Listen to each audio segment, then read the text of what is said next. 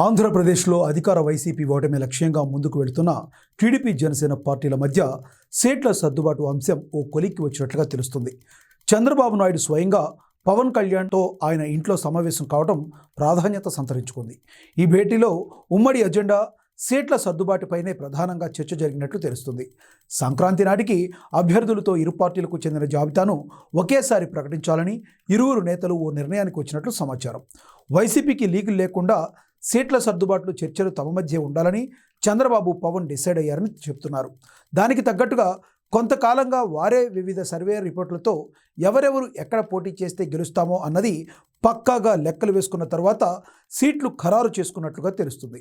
రెండు పార్టీలు ఎన్ని స్థానాల్లో పోటీ చేయాలన్న లెక్క కాదని, ఫలితాల తర్వాత ఎన్ని చోట్ల విజయం సాధించామన్నదే ముఖ్యమని భావిస్తున్నట్లు చెప్తున్నారు. పట్టుదలకు పోయి సంఖ్య కోసం అత్యధిక స్థానాల్లో పోటీ చేసి వైసీపీకి ఛాన్స్ ఇవ్వడం కన్నా పొత్తులో ఎలా వర్కౌట్ అవుతాయో అలాగే చేయడం మంచిదని నిర్ణయానికి వచ్చినట్లు చెప్తున్నారు. మొత్తం మీద సంక్రాంతికి ఇరు పార్టీలు అభ్యర్థుల జాబితా ప్రకటించడానికి ముహూర్తం ఫిక్స్ చేసినట్లు విశ్వసనీయ వర్గాల ద్వారా తెలుస్తుంది.